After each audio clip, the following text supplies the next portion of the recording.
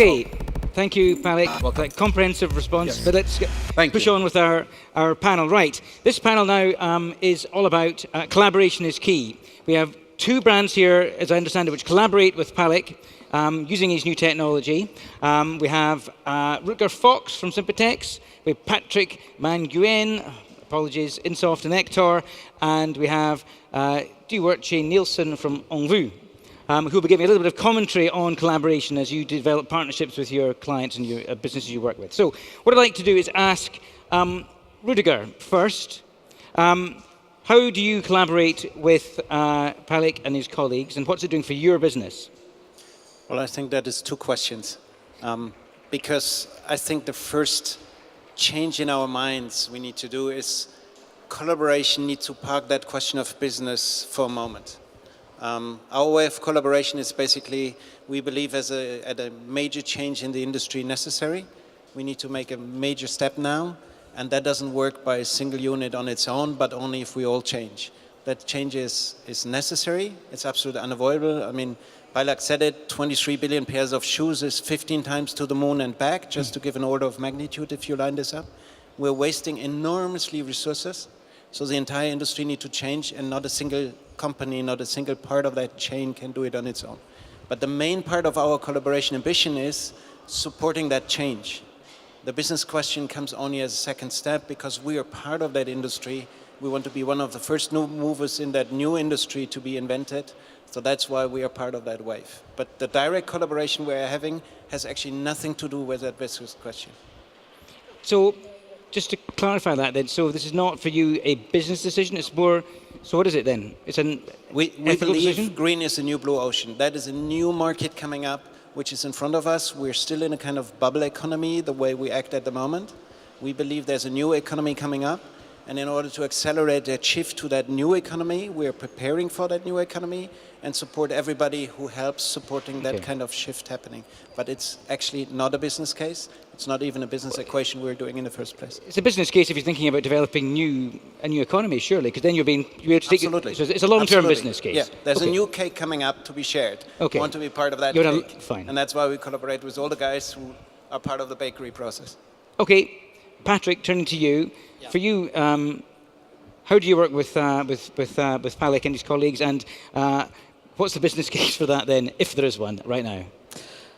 So we are a very small company, and we created 7 years ago. And my conviction is to make circular shoes. And we also make development, and it is in this occasion that we work with SOEX for this part is how to find a way to remake material and integrate this material to remake new shoes. So this is what we try to do. And for example, Ector is a shoes that we can 100% recycle. And if we use SOEX technology, it's clear that it's more easy to recycle the outsole. After, there is a lot of things to decide, and the key point is how to collect the material and to have the good material at the end. And so it's why the message I would like to pass is we have to think how we decide and how we design the new product to have in mind that at the end of life we need to remake a new product or to make something with. So it's why we would like to collaborate with this project. Sure. So, but back to you, Rüdiger, because you produce outdoor fabrics, as I understand it. So what processes do you go through now at the design phase to think around how you could then work with the sort of recycling that ICO do that will make the kind of that move towards circular economy and the new green economy that you mentioned become more realistic? So it's basically in two regards on the technology side. One is we decided that we replace all our material gradually through recycled materials. So basically we pull out garbage from other systems into new systems. Ideally that garbage comes from actually the textile industry. So that is one part. The other part is we try to suggest and support our clients with pretty much mono material to the extent that's technically possible. That's much easier on apparel than it is on shoes. But once we have monomaterial or a reduced number of variant material in the system, we can simplify the recycling process. So in a way, it's a combination from the, let's say, portfolio we are offering to the clients, which we are massively shifting towards recycled and monomaterial. And on the other job we see in us, and that's more the non-business part, we're kind of the matchmakers between our clients and companies like SOEX, who actually provide the tools to change the entire system.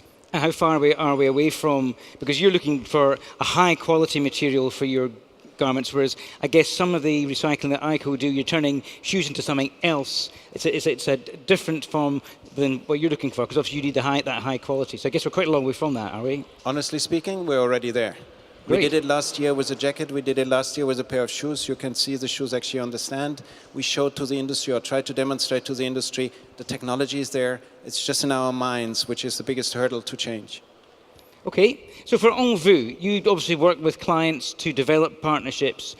How do you characterize what you've heard here with the collaboration between these three gentlemen, different businesses? How do you see that? What would you suggest to them for moving things on to the next stage, perhaps? To the next phase. Yeah, well, I think anyway, it's a really good example, if I may say. So I think this is one of the examples of how collaboration can be something very positive. Because just to give a little bit of background on what we are doing with Enviu is that we build social enterprises to tackle environmental and social issues. So we are actually a non-profit organization building businesses, and we do so because we believe to make a structural change you need to do something commercially viable. But as we, for instance, work on different topics, so I'm on apparel, so textiles and leather, but we also work on other topics. We of course need partners to do this. So we are, for instance, really good at setting up new businesses, going for a real audacious goal, which people do not start with easily. But then we need the partners as well to, like for instance, a technology partner or something else. Like with textiles, we do something like this. We work on recycling as well, and there we work with a technology partner that does the innovation. They have the technology. We have an entrepreneur that knows the market, and we know how to set up the business quickly. So yeah, what to say for your next step? I think something that we just talked about it a little bit before coming on the stage. With collaboration, I think it's often said a lot, but not being done that much. Because of course, competition and having your commercial advantage is very important for all businesses.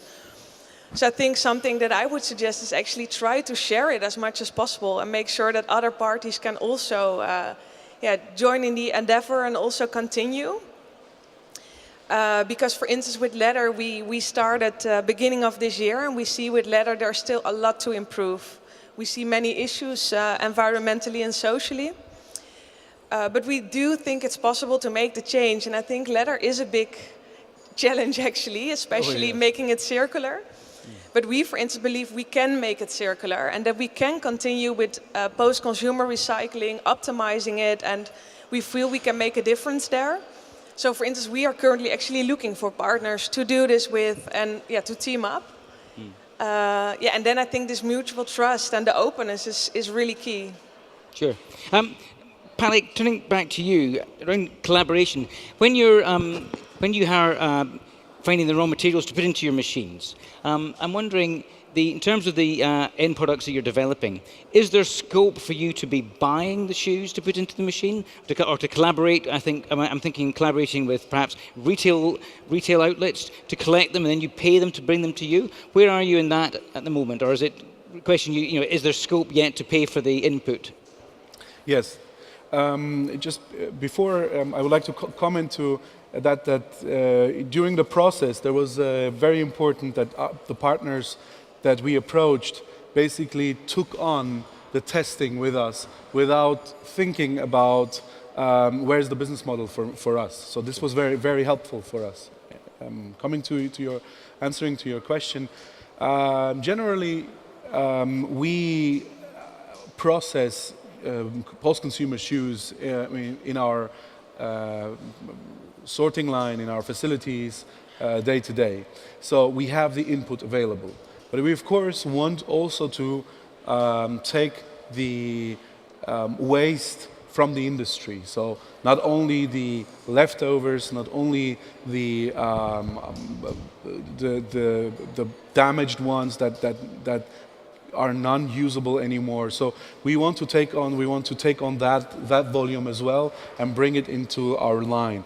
The process as such, as you can see, it's just a new one, so it's not very it's very costly one. So there's on an individual case with a brand, with a partner, we work out the numbers on that, and depending on the model that we have, it lines underneath the line. Is there a plus or a minus to pay for our partner, basically? Thank you very much. I'm afraid, ladies and gentlemen, we are running short of time again. I should reiterate that many of the brands, particularly footwear that we've seen here today, are in the showcase out there. I know that I Collect, you have a nice stand out there, really impressive. So I can really advise you and recommend that you go and talk to the guys out there after we're finished. But I'm afraid we are having to wrap it up. So thank you very much indeed to Rüdiger, to Patrick, to Dieuwertje, and I'm so sorry, but you're Dieuwertje? Dieuwertje, okay, I got it right. And Pailak for Super Panel. Thank you very much indeed. Thank you.